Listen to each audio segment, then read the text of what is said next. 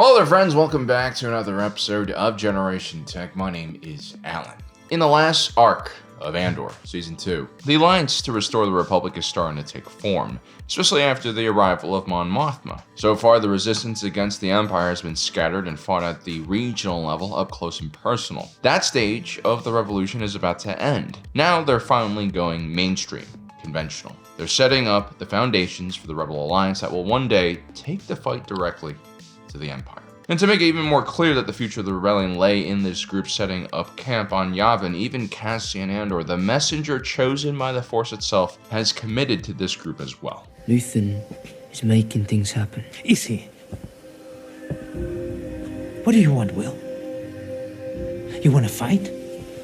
Or you want to win? Going it alone doesn't cut it anymore. This is an important scene because up until this point, Cassian Andor had been working very closely with Luthen's side of the revolution. Luthen was an accelerationist whose current goal was to cause as much chaos in the galaxy as possible so that the Empire continues overreaching with its draconian security measures. Cassian had been a major player in the Aldhani raid, which led to the Public Order Resentencing Directive. This flooded Imperial jails with innocent citizens and increased the sentences of many already within the system. The ISB was also pushed into a leadership position it wasn't really ready to handle. As a result, massive amounts of people were getting imprisoned for very little reason, and the people they left behind that were still in society, their family, their friends, their colleagues, were starting to get pissed off. Dissidence was increasing all over the galaxy. There's fermenting out there, sir. Pockets of fermenting. Cassian was also a key player in the Gorman Front disaster. He had seen firsthand what Luthen's war looks like up close. The Gore were an eager but doomed populace from the very beginning. They never really stood a chance fighting the Empire. It's very much a David versus Goliath situation, but that never stopped Luthen from, throwing a metaphorical switchblade on the floor within their reach. Something that Cassian was completely against, by the way, and perhaps he was right. Maybe the best move would have been for the Gorman to do nothing. But then again, the Empire obviously had different plans. They needed that deep substrate exfoliated calcite no matter what. Now, Cassian would leave Luthen's safe house on Coruscant after the Gorman situation blows up, and given Cassian's role in the Force as almost a good luck charm, I don't think this is an indication that Luthen Rael crossed some line by accelerating things on Gorman. I think it's just a sign that the rebellion has shifted into a new phase. This is a more complicated viewing of how revolutions actually work. The rebellion isn't just one faction replacing the Empire, it's far more complex than that.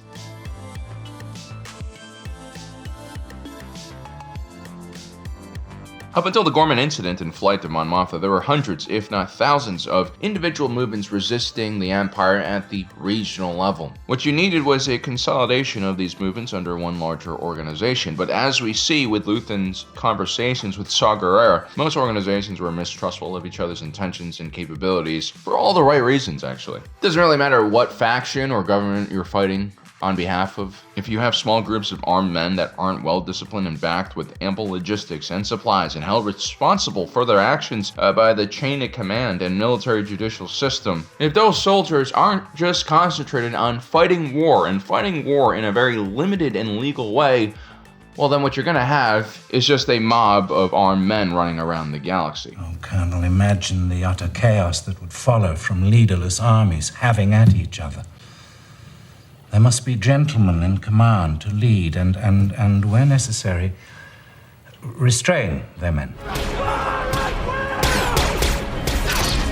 Yeah, only a few skipped meals and a lack of supply is what separates a regular rebel infantry unit from a disorganized mob like Maya Pei's brigade. Now seriously, what happens to a bunch of men who don't have food but have guns and grenades? They're gonna use those weapons to secure food. That's how we work. Saw Gerrera's distrust for the other units doesn't just come from his own delusions and ego. I mean, there's that as well, but from a very real concern that these other units were just unprofessional and potentially infiltrated by Imperial spies, as was Bail Organa's transport team, who was supposed to deliver Mon Mothma to safety. Now, during this time period, the Empire, at least, from most people's point of view, was still a competent and legitimate ruling organization that was trying to fulfill its mandate, which was to rebuild the galaxy after the Clone Wars. Remember, this was the event hanging over everyone's heads. People were traumatized by the Clone Wars and willing to sacrifice a lot for their continued security and lack of war. That means people were willing to turn a blind eye to Imperial overreach as long as the spin doctors at the Ministry of Enlightenment kept on shaping the narratives well. But if the Empire could get away with, deleting an entire village of people or getting rid of an entire species without anyone realizing, well, they oftentimes did. This is what really creates those first resistance groups. I mean, this is how we get Clea, a survivor of one of those early Imperial massacres, and Lear, who was a member of the Imperial forces carrying out the massacre. Defections like Luthens from Imperial ranks were quite rare, but individuals like Clea, unfortunately, were quite common. Survivors of some terrible event sponsored by the Empire. You had individuals like Zeb Borrelios, whose entire people were killed by the Empire. You had groups like Enfys Nest, who were fighting against the Empire after the Crimson Dawn stole all of their home planet's resources. The really cruel thing is individual survivors from these groups that the Empire attacked were oftentimes branded as terrorists or enemies of the Empire so that they could never live a normal life again. This is what happened to the Jedi, this is what happened to the Alderaanians, this is probably what will happen to the remaining Gorman in the galaxy as well. In the short term, it really discredits any of these survivors' stories about what the Empire has done to them, right? They could just be like, well, we didn't massacre them, these people are just crazy. You shouldn't listen to them because they're a danger to you. And then, in the long term, this creates a lot of problems with the Empire because these individuals can never rejoin society, and fall asleep and become dormant in the Empire again. They will always have to resist because they have no choice. They're outside the system. They have to fight.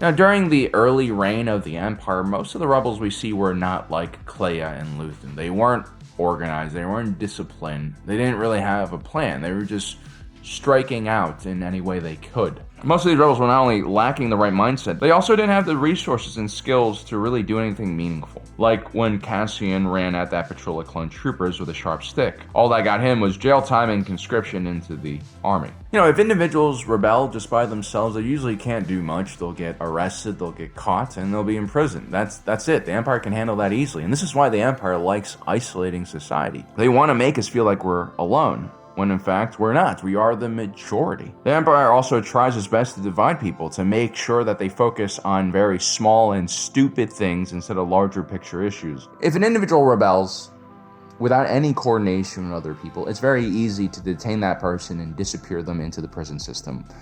What the Empire is terrified of is a lot of people being imprisoned and overwhelming that system. This is why the Empire loves isolating people.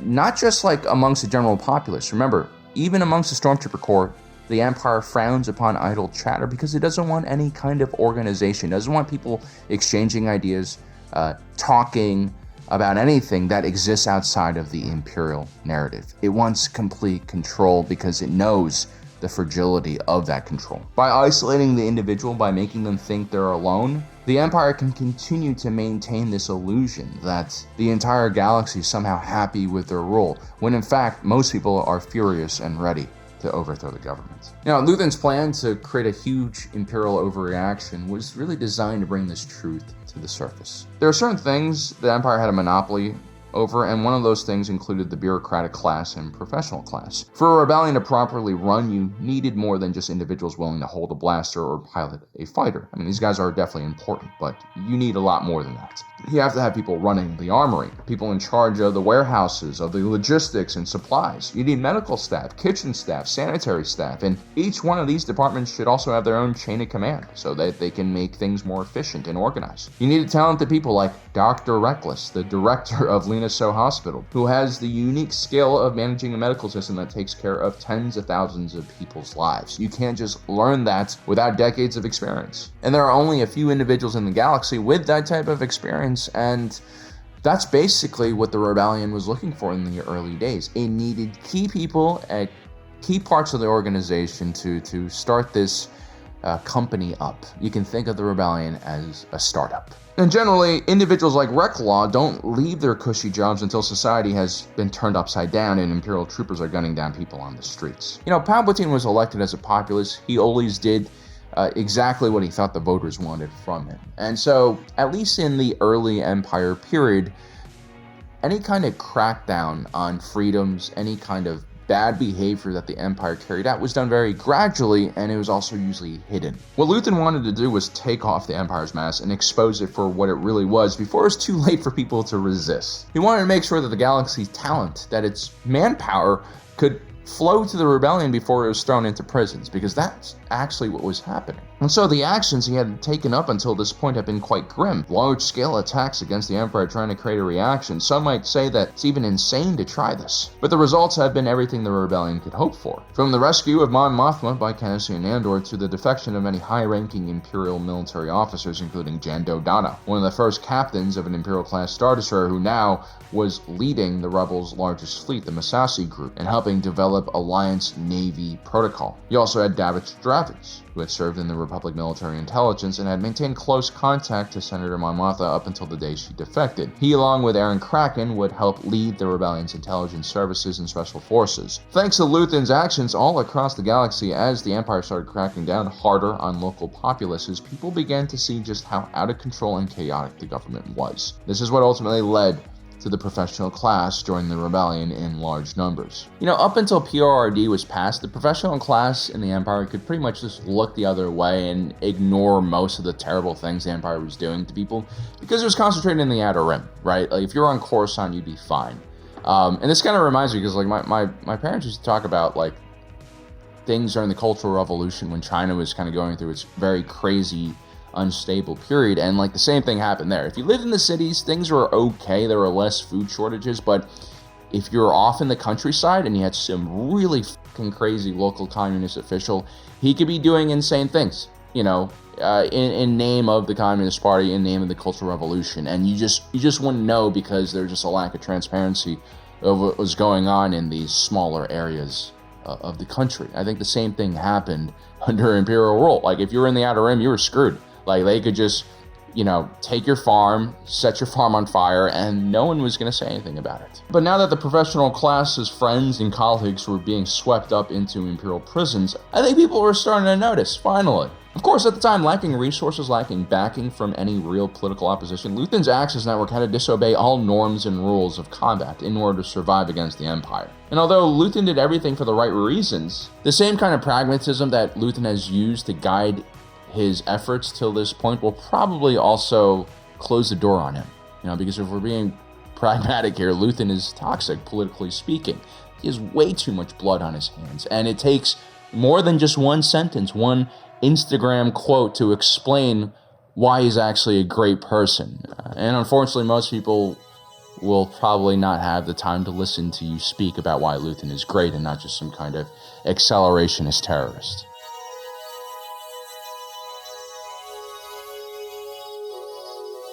I always thought that keeping Bail Organa and Mon Mothma as leadership of the early rebellion was a concession made by George Lucas, that even in the most dramatic revolutions, the political elites are going to play a big role in the new government as well. And that's because in any government system where you have power sharing, like, politics is very much a necessary evil. As a matter of fact, a lot of authoritarians will claim to be anti-politics and use that as an excuse to get rid of all types of political discussion, because that's what politics is. It's just the organizing of that political discussion. No politics just means one person standing up telling everyone else what to do. It's exactly what Anakin tells Padme he wants to happen. It's either you're naive or you're an authoritarian. Now, if you're in a normal government system, politics is a skill you're gonna have to develop. But honestly, this is a very important skill you need to have if you're in any kind of normal political system. You have to understand how to organize votes. You're gonna have to understand how policy works and what people want, This is the strength behind any kind of balanced republic. You're going to have multiple layers of checks and balances, political oppositions that can look over a law or policy before it's passed. Legislators like Bail Organa, Mon Mothma, along with Tierna Palmo from Terrace and Noor Jebel from Uter, specialize in getting bills passed. This includes creating relationships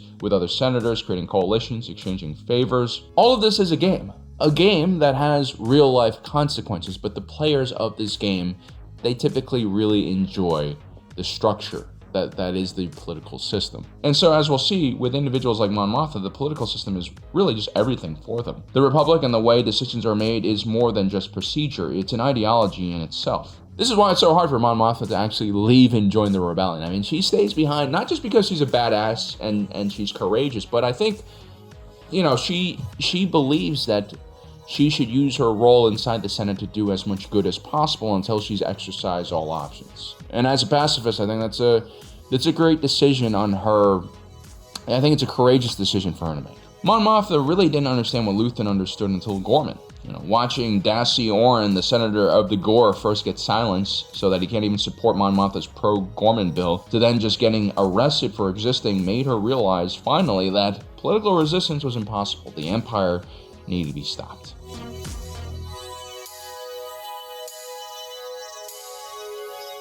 You could argue that Mon Mothma was naive. You could argue that she completely misread the Empire and that she's wrong about Luthen. She should have trusted him more from the beginning. But perhaps that's why Luthen chooses her in the first place. Her dedication to the Republic was awesome. As people were getting arrested left and right for their beliefs, Mon Mothma was still standing up at the podium calling out the Emperor. That is badass. A republic, a democracy, any kind of power-sharing government requires a great deal of courage and belief from the people in charge. When the natural inclination is to gather power for oneself, only an evolved and enlightened society can begin to discuss what actions help everyone instead of just a few individuals. Mon Mothma is a rare individual because she actually believes this, and her continued opposition in the Imperial Senate against Palpatine is proof of this. But the problem is, because Mon Mothma does everything by the books, everything Luthen has done up until this point has been more or less unacceptable to her. For Mon, her ideological resistance against violence really triggers her against Luthen. When she hears about the Aldhani heist from Luthen, she is horrified because she knows the retaliation is going to be horrific. How nice for you. But the problem is, without Luthen's violence, without his friends who happen to be everywhere, Mon Mothma would be dead or worse in an Imperial captivity, being used as a pawn, perhaps by Palpatine. Without Luthen, she's nothing, but despite the fact that Mon has no trust in Luthen and refuses to listen to him on multiple occasions, Luthen still understands how important Mon Mothma is, and he'll do anything to support her, even if what she's saying probably hurts his ego a lot. If she gets arrested,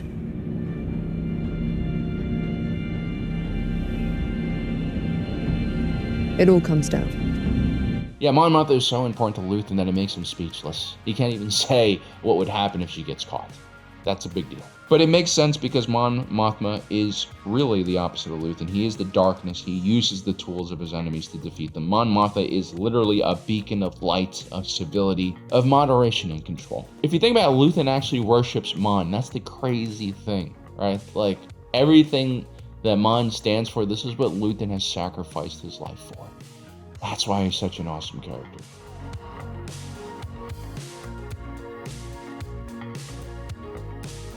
Bail Organa also doesn't trust Luthen, but he comes from a different place than Mon Mothma. I think Bail is more willing to use underhand methods to fight the Empire than Mon Mothma ever would. This guy is putting his entire planet, his entire family at risk by, essentially using Alderaanian personnel and ships to launch the rebellion. There's no secret there. But what Bail represents is really the Republic establishment. He was also a senior member of the delegation in 2000, and he was also a senior member of the Alliance to restore the Republic. Everywhere Bail goes, he instills a sense of discipline and professionalism amongst the men and women. He is an inspiration. Bail understands that good management and good work culture can go really far into establishing a good organization. And it seems like the main problem he has with Luthen is the fact that Luthen doesn't follow orders. He doesn't fit into the chain of command. He doesn't share intel, and the individuals that work for him, like Cassian Andor, also share this lack of obedience. And Bail is rightfully concerned about individuals like this destroying the rebellion before it even gets off the ground.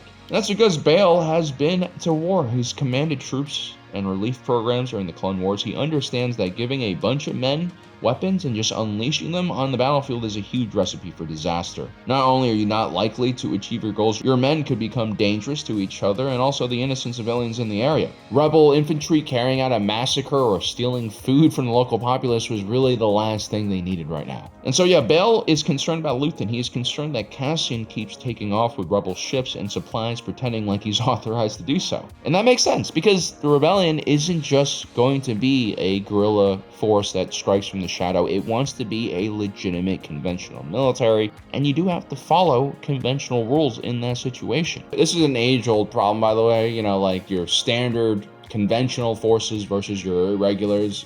They just operate in completely different ways.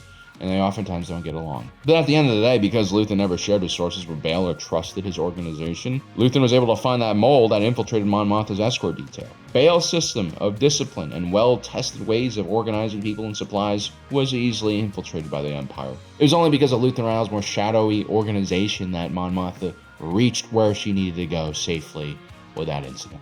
Well, actually, there were a lot of incidents, but, Cassian definitely came in clutch.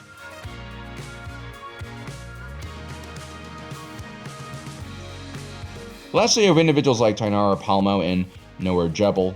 These are senators. Their concerns truly still lie with their constituents. They see Luthen Rael as dangerous for the same reasons that Bail and Mon Mothma see Luthen as dangerous. Luthen does not tell others his plans, and his plans oftentimes involve huge Imperial reactions and punishment, and Senator Palmo and Jebel are really just doing their jobs the best they can. They're trying to protect their own people from the Empire's tyranny, which of course is a huge problem early on in the movement. There isn't really a real rebel movement, a real opposition government yet, and so everyone is just watching out for their own skin. And so when Luthen does things like, push the Gormans into play, which results in 80,000 Gorman being massacred in Palmo, Senator Palmo and Jebel probably were terrified. The same thing could happen to their own homeworlds if they're not careful, and this is definitely not something they want happening. Unfortunately, these two have to get to the point where they see themselves as a larger body, right? An entire galaxy revolting against the Empire, and they have to be willing to sacrifice their own people in certain ways in order to get to that moment, because everyone's going to have to sacrifice a little. So again, we see Luthen Rael moving several steps ahead of the rest of the rebellion and foreseeing many of the problems they would face, and also removing a lot of those roadblocks. This includes this internal crisis when it comes to unity. It's actually a major theme in the Rogue One film. When Geonosis and Cassian arrived to Yavin with the Death Star plans, most of the people in that room are still not ready to believe them or commit fully to the rebellion. And individuals like these two senators, well, they try to pack up everything and run and hide. Again, I don't blame them, because I don't know what I would do in their situation. I'd probably run away too if I knew there was something like the Death Star. So again, extreme circumstances like this really do require exceptional people like Luthen. Without him, all of this falls apart.